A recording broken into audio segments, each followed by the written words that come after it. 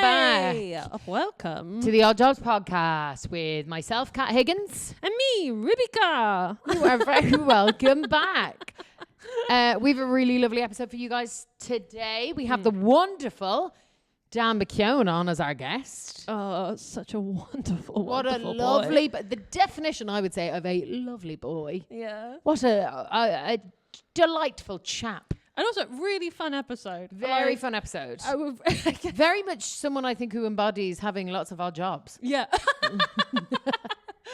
He's exactly the kind of guy we were looking for. Honestly, very true. And to understand why I laughed that much, you gotta continue listening. You gotta keep listening. We'll get into the episode. Just beforehand, bit of housekeeping again. Reminder: we are on Patreon. Yeah, you get extra content on Patreon. Extra. Read all about it. Oh, for free. I love a little tea break. That's what we call it. Yeah. And then you can hear much more. I've had feedback actually from listeners to the podcast who were like, "Oh, I feel like we talk about the guests though, so we don't always hear about you and Ruby." And I was like, "Well, if you want to hear about me and Ruby, then you gotta listen to the tea break because the gloves come off slightly at the tea break. Shit gets real." Yeah, and whatever platform you're listening on, oh my god, if you like it, tell people. You can give it a little like. You can give it a little rate. If it's on Spotify, you can star rate. Yeah. On Apple Podcasts, you can star rate and review. On YouTube, you could leave a nice comment. On Patreon, I think you can leave nice comments as well. Yeah. What other platforms are we on? Yeah. I think those are most of them. If you're somewhere else, if you can write to us and let us know. If you can find a way to share the love, why not? Yeah, please do. We're a new podcast and we'd love for people to hear about us and enjoy the content more. But otherwise, yeah, I feel like you're here. You're our favourites for being here. Yeah. So please enjoy the episode. Enjoy!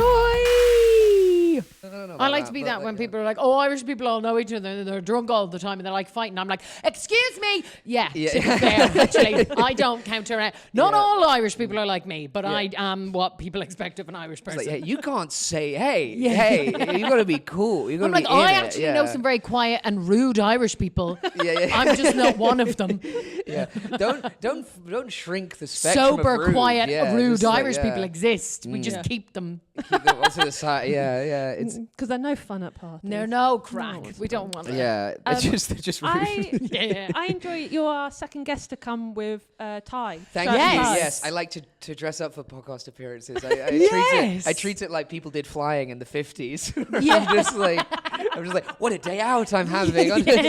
Going on the wireless and having a little recording. It's so true. People used to. Do you know what I love as well? Do you ever go out to like a show or the theater? And I feel like probably as comics, like we're out at gigs, shows, stuff all the time. So you're like da-da-da. But like a while ago, I went to the National Theatre and there was like some older people, and you could tell they'd like dressed up for the theatre. Yeah, it is nice. And I was like, oh, I should have dressed up. I should have done that. Me and Eiley, my wife, for the listen. I don't know if we're recording this or if this is the preamble, we are. But we went to the Rainforest Cafe and we decided to dress up, and we got like I had like a bow. I love that. Because the Rainforest Cafe, I want this on record. It's one of the worst places in the whole world. But it's just a terrible place. I went for my birthday a couple of years ago because I was like, it's so funny. I want to go to the Rainforest Cafe. Yeah. And so it was like my, oh God, it would have been my like 24th birthday.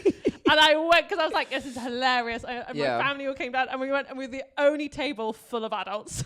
No, literally, we had the same thing because we thought like, wouldn't it be so funny to pretend it's my birthday and pretend it's like my 35th birthday or something like that. It was it's actually quite a big birthday for me, dressed up at the Rainforest Cafe.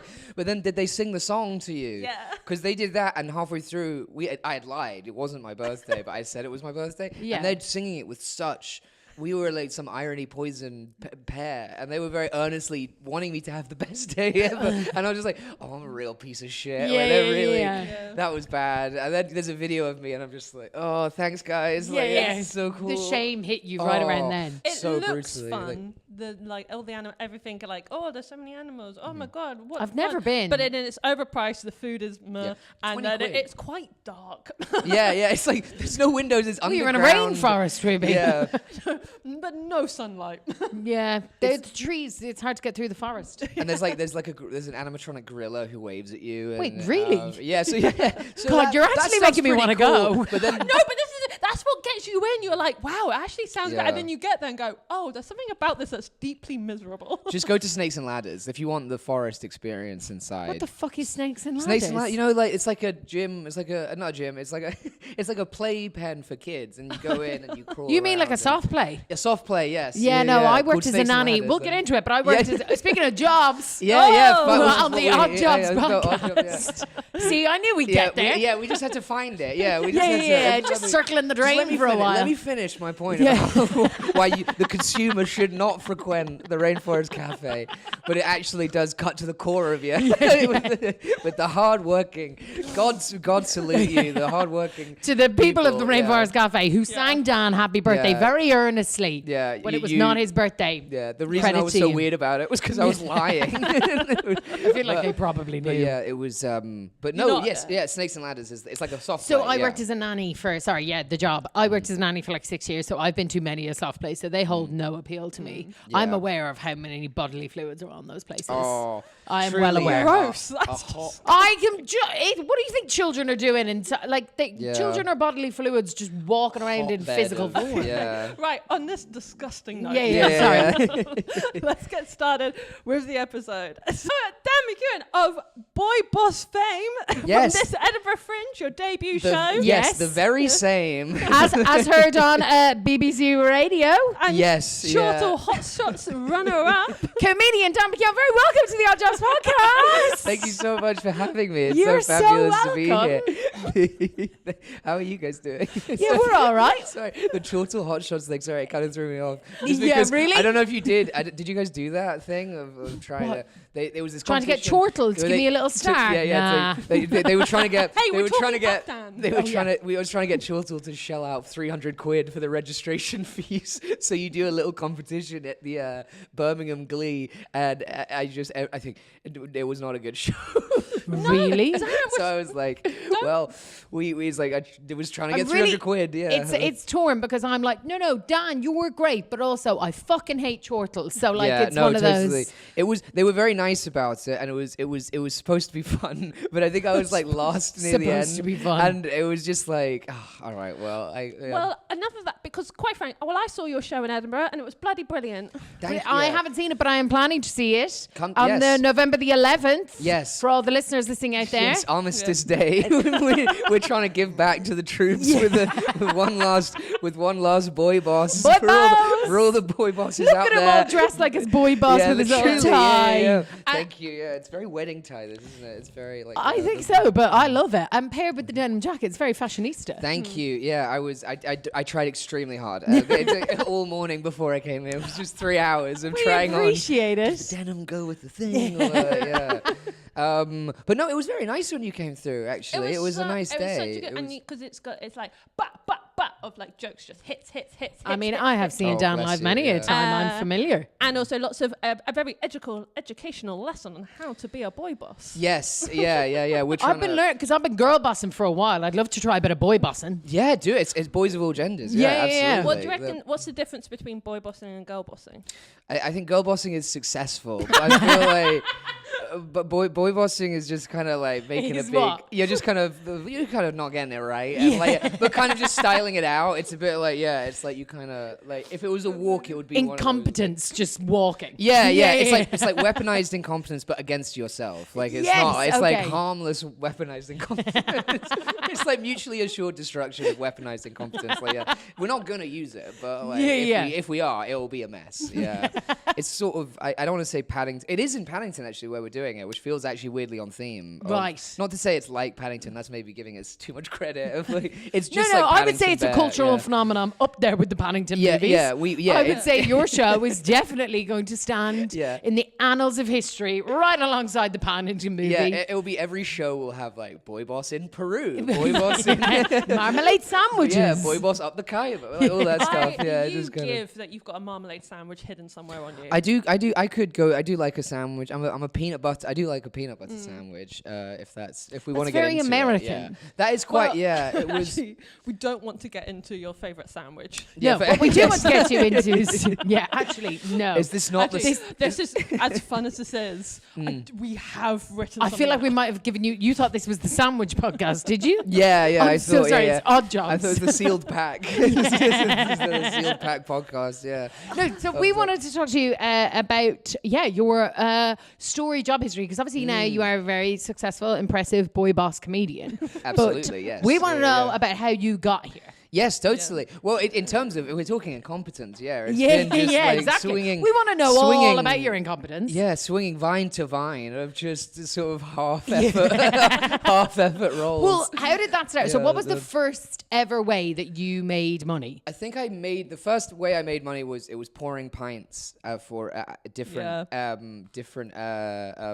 stadiums. So it was like a catering agency that sent you to Wembley and Twickenham on game I've days. done that. Wembley and Twickenham. You know what? It's not about all the big ones. Yeah, all the big boys. I'm talking the O2. I'm talking Wembley. Never made it to the O2. It was So you would just kind of pour pints, and then if you did it for a while, they let you prepare the hot dogs. So you would kind of you'd pour all the big rubbery sausages into the heater, the oven thing, and like they would and then give them. That was the hierarchy. Yeah. The lowest rung was doing pints. Pints, and then you got to do bovril, which you got to give out bovril. Wait, I didn't make it to bovril. Yeah, what? They had these this was on. I can't remember where this was, but it was at where games happened, like rugby games. A stadium, a right? Stadium, yeah. But it wasn't. Sometimes it was where they did the training games. You know, where they do the smaller. Wow. So I did this like a handful of times, but it sounds like you were in it. It was like my first job, and it was mainly. What age were you? I was like 18. I think like as soon as I turned 18, I did voluntary work at a charity shop when I was like 17 for the experience, and then I thought you were going to say for the what's it called?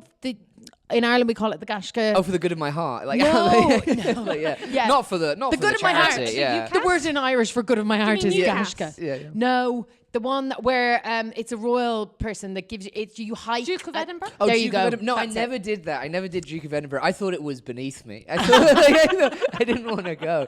I was just like, because I knew people who did it, but I just never did it. But you just did because volunteering's part of that, right? So, yeah. But you did the charity shop volunteering just for the experience, so functional, not to get an award. No. What was the best thing you like? Did you get to see the donations come in? Yes, so I was mostly sorting donations, and then I was on the sort of shop floor, I guess, of just kind of waiting for people to come in, because it was like mostly Sundays, but it was very tactical in that I think my parents had said, like, you need to, when you're 18, you got to get a job and you got to earn, you got to earn your own money and stuff. And then I think I thought, 18, yeah, I know. We could have. They were like, all right, up until we'll let you have these wild years between 15 and 17. Yeah. But it was. I mean, we did bake sales and stuff. But I think the first way I was like, it was regular pay slip money was the stadiums. Yeah, and it was quite fun. Like in retrospect, because you got to see. I don't know if you can tell this from, but I wasn't much of a sporty kid. You're joking me. So the stadium was a whole new world. It's just like, wow, hear the noise of the roar of the crowd. You totally get it. I get it now. I see. It's just like a play or something. And, so I think that was sort of. I don't know anyone who's gone to fucking Twickenham and been like, it's just like a play. It's I know what the Colosseum was about now. It's like a Harold Pinter play. It's just the same. But it was very like, because my two older brothers were sporty, and they would do rugby and football and stuff, and would like to go to games with my dad. Yeah. And we kind of, me and my younger brother just didn't really buy into it. So I think it was quite an experience that way. Yeah. And then it's sort of like you literally kind of just like put all your stuff in, and then they make you count the money when you leave. That's the big thing. And so that's always quite weirdly intense, where you're just like, yeah, here it all is bagged up, and there's the money. We didn't take any. We're all good. Yeah. So that, and then you kind of slot in, but yeah, so it's very functional, and it's like it's busy when it's busy, and then it's calm when it's calm. So you kind of, as far as like learning the ropes of pouring pints, it was quite. But also, good for that. You say pouring pints. The first thing you said was pouring pints, but from my recollection of working in the stadiums, you don't actually pour any pints. There's like a machine. Did you have this? No, we pre-poured all the Guinnesses, and we'd be like, you get some Guinnesses ready to go. Yeah. Well, because it's again very easy to anticipate when and how busy you will be. You're like, yeah, before, literally, yeah, half time, after. But when I worked in the stadium, they had this like thing, and I've seen it at festivals as well, where it's like you put out like 9 like of those disposable shite cup things, and it like is like a pump that like pours all of them in a go. Have you seen this? I've seen them. I haven't used them. That was really fun to use. I don't know if I ever saw it. Not everyone was allowed to operate it, but I was allowed to operate the multi-pint pourer, as I called it. That's incredible. It was real good. That's mechanization's taken the job. Yeah, exactly. You can't even do it anymore. AI coming for all of us. It's not AI that'll take your job. It's someone who knows how to work the pint pouring device. I was doing the work of 3 barmaids. Yeah, just auto-generating pints. Yeah. You started off at pouring pints. Yes. Then you did bovril. Then bovril, because like in the winter time, like people would sometimes want coffee or tea, or so you would kind of have these like rip that off, and it was bovril? like it's like gravy and water. Yeah, basically. But then you said tea and coffee. Where are we getting gravy from? Well, it was just you had 3. They were like pre-packaged like hot drinks, so it was like instant coffee where you could pour it into basically a similar cup. A delivery system, and then one that was for bovril, and one that was for people just want. I would say the bovril was not popular. It was mostly tea and coffee. Yeah, it was a cup of gravy. Basically, like a cup of thin gravy, so it's more drinkable, like a soup. I guess it's like a soup. What? It's very like also down south. Yeah, I feel like that sounds like a real northern. No, thing. I know. I mean, if Northerners saw Northern this boys bovril, love gravy. It was pond scum basically. That gravy's too thin though. It was way too thin. It was like there was no corn flour in this bad boy. Okay.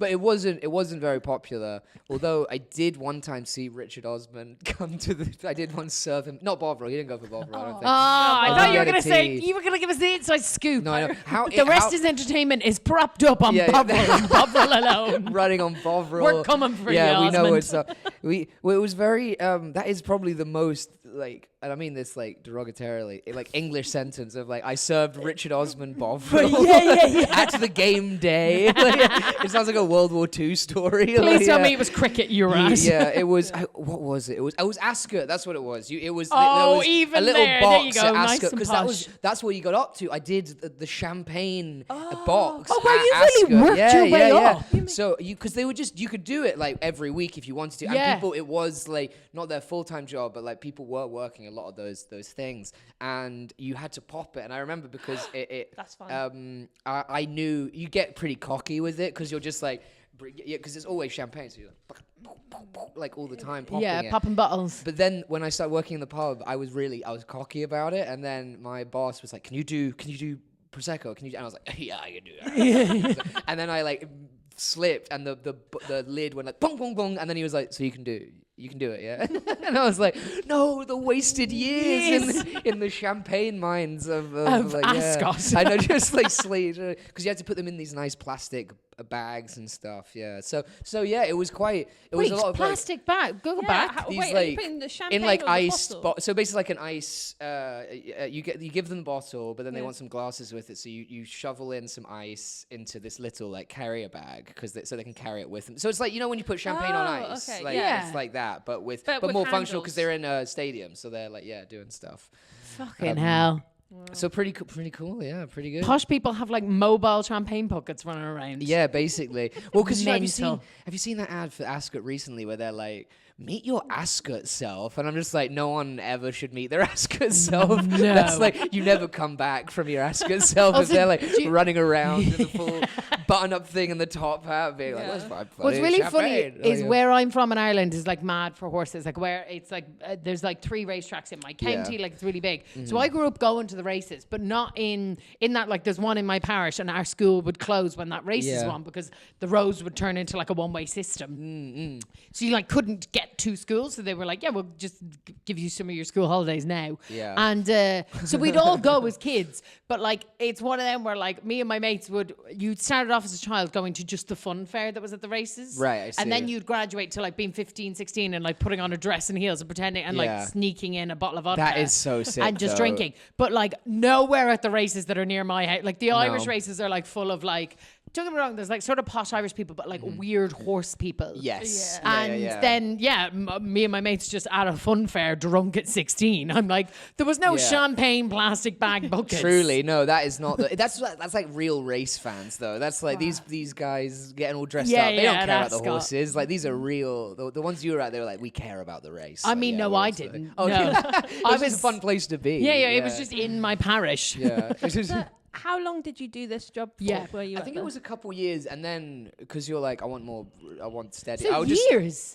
It was at least a year or two, because then I got a job. You doing this alongside studying, or? Yeah, it was like at sixth form, and then doing that, and then I got a job in a pub because it was just simpler. It was like I'm doing the same thing, and I don't have to run around and commute. Like I can just like. Do work in the pub. I like that you. I can just do the. I can do this anywhere. Do this. The full ice lemon. But we had so that was a couple years. It was sort of like to get the. It was a good way to get the license. Like, oh, I've got bar experience now. I can work any pub. And like, because you know how it is with like when they do the interview and they're like, can you. I remember I had we wanted to see if when I was joining a pub, they were like, we want to see if you can do it. A trial shift. Yeah, but I got there and they were basically like, yeah, fuck it. Like, it seemed like you looked at because back then you could hand in your CV to places. And I know. And but it was as soon as I feel fine, like just crack on. I remember. Because I would sometimes I'd be given the responsibility of watching the person who's on trial shift and deciding whether they will pick them for our team. And the fact of the matter is, pub work, you will always get picked because they always need someone on the team. And I'm like, why am I watching? Are they vaguely competent? Yeah. And then also they have the thing of I had the way I was taught when I joined this. That was like kind of my second official job was working in the pub. It was a Sam Smith pub. And they were given. I know, right? Like, no. Immediately, I thought singer first. Same. No, I wish it was actually the opposite. I think honestly, if that Sam Smith that owned that pub found out about singer Sam Smith, it would not be. It was like polar opposite. Like I feel like if Sam Smith, the singer, had a pub, it would be like a place for everyone. But this place was not that. Yeah, they were not. Yeah, which we could talk about. But what I was gonna say was like I was shown the way. They were like, this is how you do the coffee machine. This is how you do the clothes. And then someone later was like, yeah, they don't know how to do the clothes right, so this is actually what you have to do. Oh, yes. Because they would just be lazy, and it was like, if you actually want to help the next guy. Or like, that's how I saw it. I was like, well, no, it's more helpful for you if I leave that stuff in the morning. Which I was always, I get very solidarity with in those days of just like this. I'm doing it for you and for us. It's for the team. Yeah, I don't care. I don't care about. I'll restock the fridge. Yeah. Beers. I don't care about that. Yeah. But yeah, so that was the the second job. Yeah, because it was just easier. Because otherwise, and also it was less faffing around. The worst person I trialed shift, and I said I didn't want them. I went to my manager and I was like, no. And then we ended up hiring them, and then my manager worked with them for one shift, and they went, yeah, no, they're gone. Oh my god! And I was like, good. That's but so funny. They just there were lots of little things, but the one that really made me go, no, was that. They were pouring. I was like, oh, can you do me a pint of lemonade, please? They picked up the lemonade gun because I was like, oh, you pick up the soda gun. Yeah. And they went, cool. And they pointed at the button that said lemon and went, is it this one? Oh, bless. And I went, no, it's whole lemons. Like, yes, that'd be so silly. Like, just a lemon for you, all right? Glomp, glomp. That was like Spy Kid style, yeah. But I'm a very patient person. But on that day, I mean, it didn't seem like you were that day. Yeah, I want to live in. No, because that was like the 7th thing in a row. But I'm not fair. What I like is that Ruby's like, I'm dyslexic, and I'm like, someone just goes, can I just double check that says that? For fuck's sake! Get out of here. You will never work in this town. You will never work in this town. If you ever cross my path again, you uncomprehensive fuck. You're on like the Diary of a CEO. Like, people just don't know how to fucking work anymore. Like, these kids, they think. Give them a soda gun. They just want that. They think a lemon gun exists. They can just get a lemon if they press a button. Like, hey, when life gives you lemons. Yeah. Well, I had Ruby will fire you. I will say. But I have been in that situation because I worked in Olenstein, the cafe. This was years after. Yeah. And we had a guy to come in, and he did a trial shift, and it was a 2-hour shift to like practice. And they were a little more corporate, so they were legit. Yeah. And he had to take 12 toilet breaks in the 2 hours that we were there. And I was like, that's weird. That's pretty weird. Like, he was like, I'm just going to go. I was like, I would tell him, like, you counted? Task. I would do At what point did you start counting? It was the third time. Okay, yeah, and I fair. was just like, all right, I'm going to, that's weird. Maybe, I might be exaggerating. It might have been 6 times in 2 hours. But it was still enough to notice. I was like, you need to pee a lot, dude. That's how... And my manager asked me afterwards because she was like, "So, what do you think? Do you think we could?" And I was like, "I don't want to blow up his spot, or like, you know, because I was like, we've all got to work. We've all got to work." I'm sorry, like, you're sat here in a suit and a tie and shirt, going, "I don't want to blow up his spot." I'm not trying to. I'm just. Excuse me, sir. I wouldn't want to disrupt your situation, but I wouldn't want to rumple any feathers. Just like, listen, I don't know what you've got going, like, yeah, because like we all in my head, I was like, it was the first time I didn't do a lot of like. I think it was the first time I was given like a slightly more admin-y job of authority of like, oh, you've been here long enough, you can train the new guy. And then so I was like, he does need a job, like, you know, it's a cafe, like. So I said like, yeah, it was fine, nothing trouble. And then he got fired within a week as well. Yeah, because he was probably doing lines of coke in the bathroom. You going, dude, you need to pee a lot. Yeah, I was like, are you okay with your bladder? Like, 10 times in 2 hours is not peeing done. No, I know, yeah. Either had the runs severely and shouldn't have been around anybody's food. And the coke doesn't help with the runs too. I was about to say, or it was the coke-induced runs. But he also, like, it was a bit weird because it was, I mean, it was quite a lot weird, but like he was also, the fact that he needed a quick snifter after like, it was like, okay, so here's how the milk comes out in this nice way. And he was like, I need a bump. I need to like, whoa! I need to sit and just take in this information. Yeah, it was. Well, that milk has made me need to go again real bad. It was, but so it was, but I don't know, it is a thing of like, I should have made, in retrospect, I was like, probably would have helped everyone to say like, look, I don't know, this was weird. He did do that. You should have been a boss boy, not a soft boy. Yeah, and that's part of the journey. Bars. Yeah. And what was the thing that you wanted to do when you were little? Like, have you gone into like doing hospitality and stuff? But like, I think I did because I liked. What did Baby Dan want to do? Yeah, what Baby Dan? I think I wanted to be obviously not a sports star. We've ruled that out. I think. Okay, we found actually a list of. I found when I was younger, when I was about 15. It must have been 15. I found an old notebook, and it was things I'd written like goals to do when I'm older. Oh. And one of them, I think I did want to be an archaeologist because I really liked Indiana Jones, and I thought it was like that. Yeah. And then I wanted, and then I realized, I think I did want to. It's so embarrassing. I did want to be, I think, like an actor, and then that's not embarrassing. Well, it's just you're a comedian. It's not that embarrassing. It's all coming out now. It's all. I didn't want to do this. I didn't. A comedian wanted to be an actor and then took a side note. Because I did. That's only every comic I've ever met ever. Yeah, literally. It was. I did like Stagecoach as a kid as well, so I did like the singing and dancing and oh, acting. okay, yeah. Do 1 hour of dance. Do you guys know Stagecoach? I knew it. I didn't go to it. Well, actually, it was a little bit. They're a little bit scammy, Stagecoach, because they they do a kids age. So basically, I did the Saturday morning. You do singing. You do an hour of singing, an hour of dance, an hour of acting. Okay. And this for the Irish any listeners, I think it's Billy Barry Kids. That was It was Billy Barry Kids would like get on ads. Billy Barry Kids is way better ring to it. Yeah. That's like It was also a lot of money, Stagecoach. Yeah, well, when you were in the agency, when you were in, they had a kids agency, but you had to pay even if you didn't get work, and that was the thing. It was like regular. Which is weird because it's just like your kids are not gonna fucking make it. I'm getting my money now. Your kid is not gonna fucking. Your kid is not on Game of Thrones. Like, you aren't gonna make it.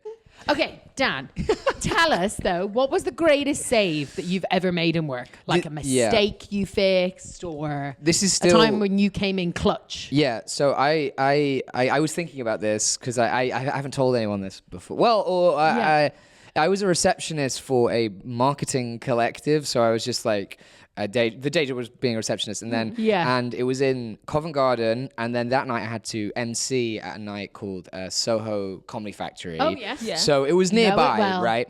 Yes. And a great night. Shout out Thor. Shout out Thor. Is Thor still running? I don't know. I don't know. Thor runs every gig. But still great, still good stuff. And anyway, I was MCing that, and I got a call from the security guy. So you trade hands with the security guy at the end of my shift. Yes. And he calls me. He goes like, "Hey, one of the cleaning ladies is stuck in the lift because they had this mini lift that was like for hospitality. It was like a dumbwaiter, basically, like a service lift. And he's like, hey, and I was just like, hi, like, why? And I was at mid MC, so I just gotten off, and I was like, why are you calling? Like, and I was like, he only had my number, I think, so I was like, okay, all right, don't worry, just I'll run back. So I had to get on, and then I was like, hey man, I'm really sorry. Like one of the comedians, I was like, someone's stuck in a lift, I have to run back, and he emceed the rest of the night. So I was like halfway through, mid-gig and I was like, I'm MC so change. sorry. Like I'll give you the fee, and like I'll just like help me. I'm just because someone's stuck in the lift. So I run back, and then I'm there with the security guy, and I think the security guy he hadn't really done anything. So I got there, I was like, so have you called the fire people, or like what's going on? And he was like, why is it your job to get someone out of a lift? Because I was like running back over because I was like, oh no, they're trapped, they might be in trouble. And then so then I was like, all right, I'll call so I called the firemen, and then they send like 8 guys, and they're all Heath Haydens, they're all like coming through like strapping young. That reference has been cut out. Oh, I see. Okay, then for the viewer, just picture the sexiest men.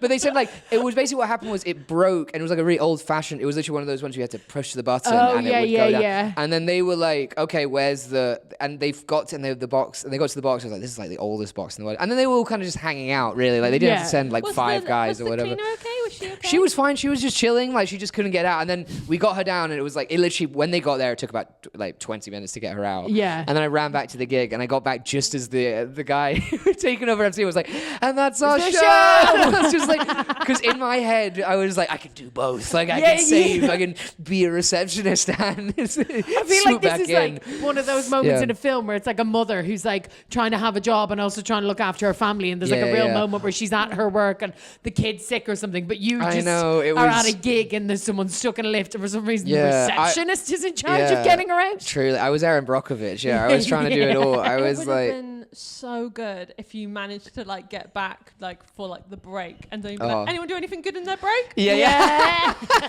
Well, that was I think I did get on stage and say like, guys, I'm really sorry, like I'm gonna have to switch over because I've got to quickly, there's a slight emergency I gotta go sort out. So it was a bit like, and then I got that, and I just felt, I mean, that gig was quite chaotic in those days, at least. It kind of, it's more formalized now, but I remember, so it felt like weirdly, I just felt bad, but it was more like, I don't know why, I was like, well, the security guy was like, what do you do? Surely this is kind of your job. Yeah. Like, not to be that, I don't mean to be that also not being funny. Like, sounds like you were not needed at all. No, it was like, you could have just called the guy. Like I said, like, okay, just call the fire. Like, but I didn't know what else to do. I felt like, because it was, I don't know, it was. I like that you were like, I must help, rather than like, if I'd have got that call, I'd been like, have you rang the fire brigade? And we're like, ring the fire brigade before you ring me. I think I can't do anything you can't do, mate. Yeah, You're on the clock. Yeah, Goodbye. I'm making it sound like I ran in and saved the day, but all I did was run. I was like, I'm going to run in and call the authorities. Someone call the handsome men to come fix the problem. Come on, guys, come on. Follow me. Yeah, cool. I've assessed the situation. It is not my job. Yeah, it is out of my control. So I'm gonna. But it was a bit. I think it was one of those. Frankly, I mean, I don't mind chatting shit about this guy, but I think it was one of those security companies. Like, because I've worked for like stewarding companies, and you do work like security roles where you are like just a body in the room, and it's like just so. I think it was insurance like requirements. Yeah, and also it was through the night. Like no one ever really came in, so it was like I think I felt for him because I was like 5:30 to 9 when I come back in. Like that's a big shift you got to do. Like and so that was why what motivated it. But he bless him. He was just like so nice. I know, but that was like. That's literally the reason why he sat there. Yeah, if something truly. goes wrong. For him to call someone, cool. He doesn't even have to do anything else. It was pretty crazy that he didn't have anyone else's number because I think I had given it him. 999. No, I had given him my number just as a courtesy because I was just like, probably should. If I'm ever running late or some shit like this. Like just it was literally like just for ease. Also, but what I really enjoy is that I was like, what's the biggest save you've ever made in work? And this was where you didn't really save anybody. No, literally the biggest save, and I was just like, but that was definitely the biggest save I ever made was getting in the real saviors. Yeah, just like I'm the save getter, yeah. But wait, speaking of these whimsy and like all these things, what's in a workplace, what is like the weirdest rule you've ever had to follow? It was the same place in actually. A workplace. It was the same place at I want to protect them. It was MSQ Partners and name and shame. Name and shame. My manager was and I've told this before, and my manager was not a great manager for a few different reasons. I found out later. It was my first receptionist job from hospitality. So like, obviously that's like, and managers like, that's like Wild West of managers. Like, you can take the lumps of weirdness. But this one was the first one where I was like, okay, that's actually like bad. So like, for example, one time, she would get in trouble with her bosses, and then she would kind of take it out on me, the two receptionists, me and Melissa. Yeah. So, and one time we were kind of chatting shit about it, being like, she's just like, why is she's asking me to do stuff? Let's be like, yeah, just do that. I was like, I already do that. Like, you're just saying that to say. Yeah. But there was an echo. So there was two receptions. There was one on the ground floor and one on the main floor where the thing was. And she messaged our group chat in the Slack going like, by the way, guys, just so you know, the stairs echo up so people can hear you when you're talking. So maybe just watch what you say when you're talking. So then we're just like, But then, what were you saying? You were bitching about her. No, we were saying like she's taking it out on us, and like it's not like she's like fair. You haven't actually said anything nasty. But this is where the pettiness comes out, because I was just like, yeah, what's good? All right, are you gonna flip? Are you gonna then sort call this out? back. Yeah, are you gonna clear the? Because in my head I was like, okay, fine, this is gonna come from the meeting tomorrow, and then it just didn't, and that was all she said, and it was like this really weird thing. But basically, like she was very chatty and she was very like approachable at work, but then would kind of use that against you. So like in my probation meeting, I made the 3 months, I think, and then she was like, we're going to extend it a little bit because you were late a couple of times, and I wanted to ask if maybe there's a company sponsored therapist that you can go to if you want to talk through any issues. And I was like, because I was late. Because I was late. And I was like, setting me more appointments is probably a bad idea, actually. I'm not going to like. And we were there, and it was just, what I found out later was that her bosses had told her to get the therapist, so she now was like, everyone needs therapy. Everyone needs therapy. Being late, with being late, it's probably like, the bus or like the tubes or me being a piece of shit. Sounds like you need therapy to fix that. The Northern Line was screwed up.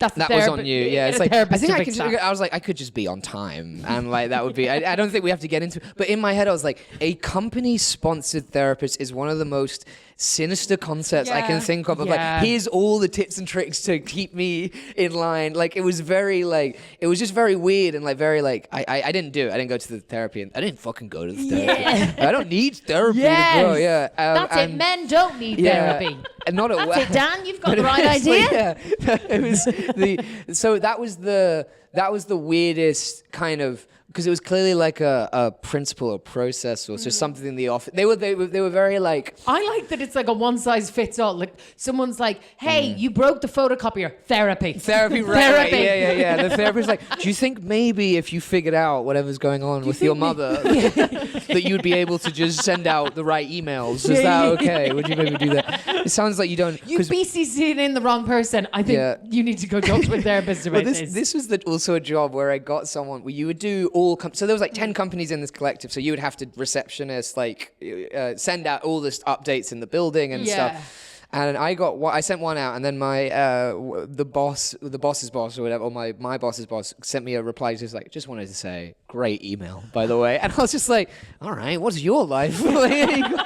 Great email, like, oh, loved this one. Like, and it turned out later, I found out that my boss would send out kind of memeier, funner emails of just like, what's up, gang, we're doing stuff. Okay. And they thought that was unprofessional. And I had sent them more nuts and bolts, like, hey, the door's broken kind of thing. And I thought she was trying to be, I think, encouraging, to be like, hey, just so you know. Let's just keep like, up the basic professional tone you've managed to conquer. But I was reading it as like, you're a loser. I don't like every email I receive is a nightmare, and like I've never enjoyed any email I've gotten, like, and you're like, great, hey, good one this week. Good stuff. I actually had that once, but it was actually recently enough, and it was because I was like having to really complain about something. I was having to make a case, and someone it was when I was talking about this about, I've been made redundant in my job, and I was having to like argue the redundancy because it is not really legal, and so, but I had someone like, you're allowed to have what is it called? Like your witness or your companion or something? Like a your colleague. ward. Yeah. Someone who's like on your team. Yeah. And the person I had on my team was quite senior. And anyway, so I sent this thing to HR because we were getting screwed around or whatever else. So I wrote out this email. She came back, she was like, that was such a good email. But I think sometimes you do crush it. Sometimes you're like, I actually nailed it. Nailed it. It was because it was like really formal to HR, and I was like outlining all of my issues, all the and info like you need, whatever else. She is someone who works with me regularly, so knows that my general email style is much more like colloquial and friendly. Like, hi, I've got this attached. Can we get this? Can we get that? Whatever else. Yeah. So she was like, yo. She was like, you should have been a lawyer. I was Honestly, like, okay, let's calm down. Let's settle the petal. It was very that, and I think it was also because she was quite. I mean, my boss could be a little bit out of control with some stuff. Like I think she was sleeping with one of the people. There was like a work, but they would have these big fights outside. Dan! I don't know if I should do this on my We can put it on the Patreon. But we had so basically, like, I don't know what they would have. They had a relationship. They actually they had a relationship, and wait, I don't know how my boss, so the one who was the weirdo manager wants you to go therapy. Yeah, and she was also who was she sleeping with? Just like a guy that worked in one of the agencies. So she had been there like 5 years or so, and they had just had an on and off relationship. And I think it was weirdly like, I imagine it like Vicky Cristina Barcelona, where it's like just a really kind of weird. They would have these like yelling matches at like work drinks. They would get like go outside and like yell at each other in the street. Oh my God, I love it. And I think they did actually. She got in trouble because I think they did have sex in the office one time and got caught. This is my fault. Got caught having sex in the office? Do you reckon that's how she was telling you to go to therapy? Yeah, do you think that's how they found out about the echo? Oh! By the way, guys, if you're thinking about having sex in the office, there's an echo, so we can hear you. Those slaps, it was carry. just like, but it was really like it was.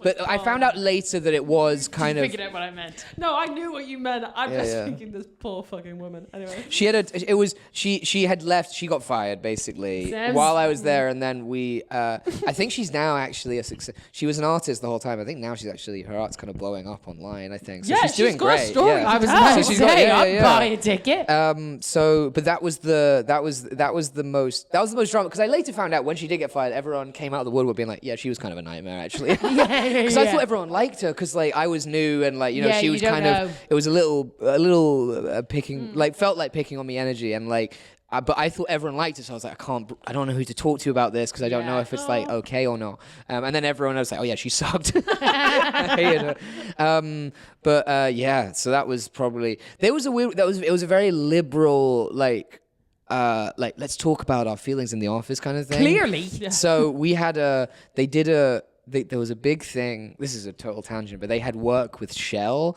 the oil company, but they were also doing a carbon footprint campaign in the office of like literally put it on a screen when you get into the thing being like, measure your carbon footprint. And like, I was just like, that was them, right? They made that up. These guys literally were trying to do work. That was a marketing strategy put out by Shell. Yeah, and then do you think they showed up because they really were gunning for this business? So basically, like, it was controversial because all the creatives were like, I don't want to work with Shell, obviously. Yeah. But then I was wondering if the Shell guys turned up and like, oh yeah, nice, they believe that shit. Yeah, they bought our bullshit. And because they wanted to. Again, I don't know if I can talk about this, but it's been long enough. The statute of limitations is probably out. But they knew that they were trying to get into coffee, right? Shell, because they believe electric cars are going to become the norm in the next like 10 years. They've done the future cars thing and they've done all that. So they're like, we need to get into electric cars. So what's our angle? The thing is, it takes 40 minutes end to end for an electric car to charge for full charge. So you make a nice boutique cafe at the electrical pump place, and then they were going like evil geniuses. They're going. I know, right? They're going from one brown liquid to another. Like, they know exactly what they're doing. And Dan's like, I can tell you how to make a coffee. A little bovril in there. Yeah, really set things going. Wait till you see the multiple bovril machine that Shell is launching when they make their pint pour. But it was. And they through the people who did work on it, they were like really gunning it. Basically, it was like the executives were like, "There's big money in this. We want to get into Shell." And I think what they said, the tagline. I remember the tagline because they told me, and they were like, "You couldn't tell people this," but I don't fucking care.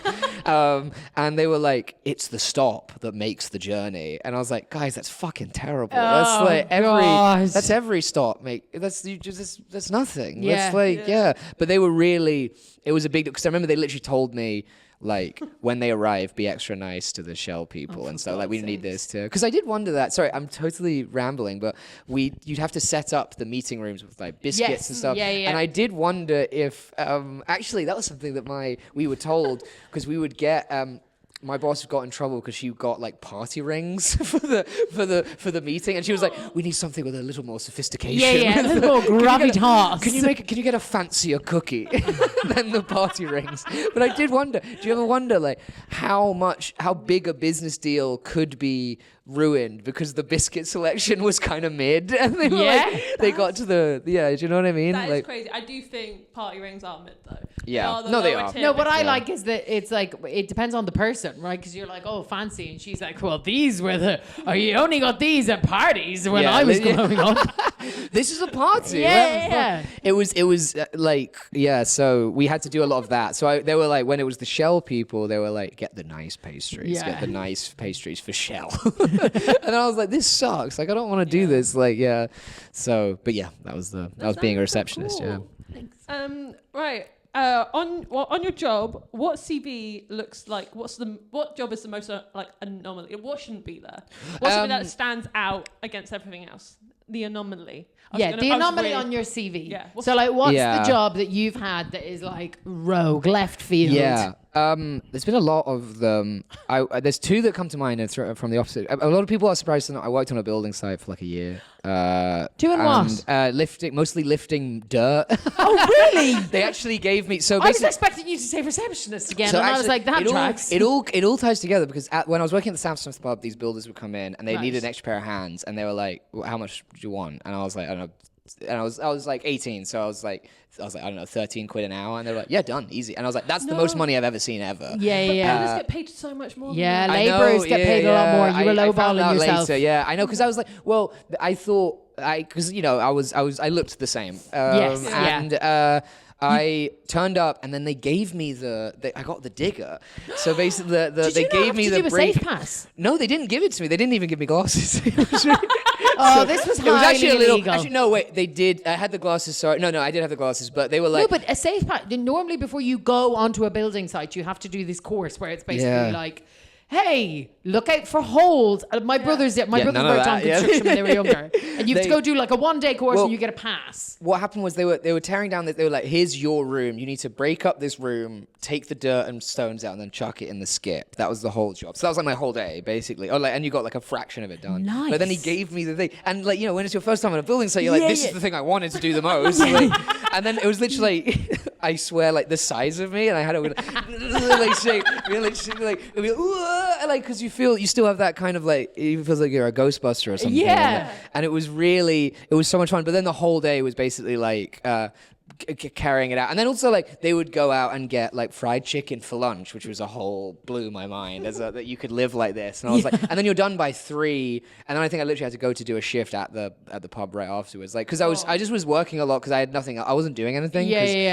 So they did, I don't mean to play into any stereotypes with builders, but they did love strip clubs. They did. Yeah. They did. They were big. They kept asking me like, "Where's the strip clubs at?" Like, why did they think you knew? And I was like, "I'm not being funny." Yeah, these people need to have their eyes. I was they looked at you and went, "You can." They were like, "Yeah, you can do building," and then they also looked at you and thought, "That man's a strip club fanatic." Listen. There's a lot of. I've lived many lives. You really have. There was a. It was very. I think there was one. Because I grew up in Twickenham, so that was why you go to Twickenham Stadium. There was one called, I think, like the Rugby. There was like it was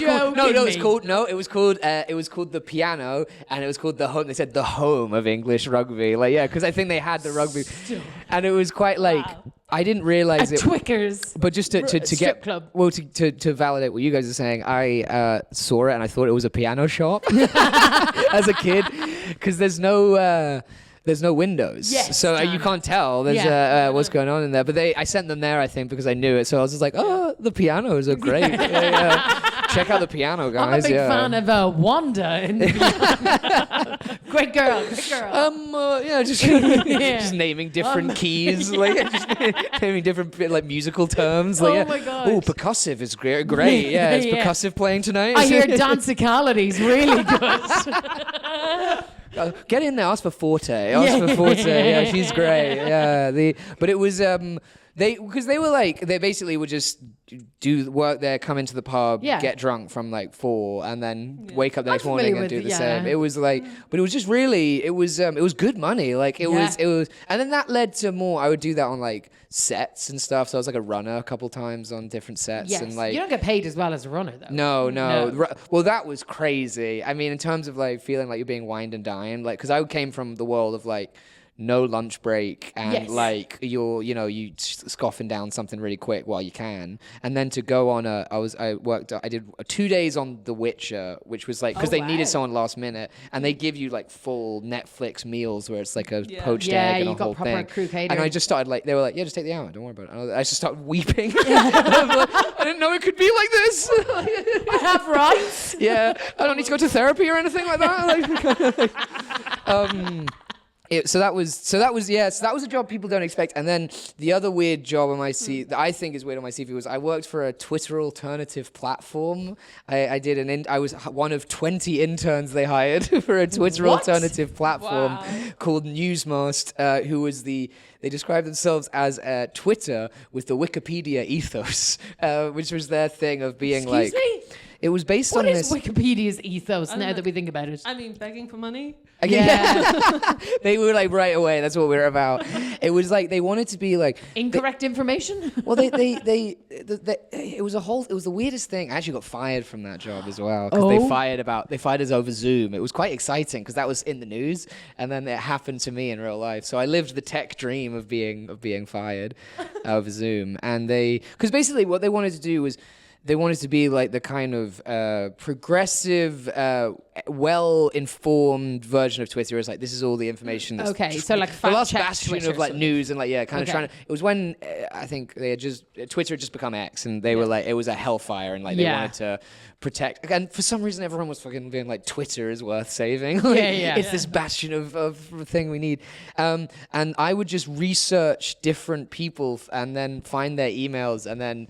Invite them if they wanted to be a creator on the platform. That was basically the whole job, and you could do it remotely. It was just going through spreadsheets of different people finding. And were you paid as an intern? That was paid. Yeah, I was paid. Yeah, but not very much. It was like similarly low paid, but like because you're not commuting, you could just make. I've done. Yeah, so it was like that was just a really weird job, but like it wasn't very successful. I don't think because like, but they wouldn't. Well, I've never heard of it. So the owner just kept being, or the creator. Like we went to this. They rented an office in London and then had a launch event for it to welcome us in, but he didn't really inspire us. Like if it's a startup, you feel like sell me your dream and like we'll go. But he was really like we're just gonna do that and there you go. All right, sweet. Like it was very hands off and it was very like weird and it was so and it wasn't good. Like it was kind of like it didn't sound like it was. How long were you there?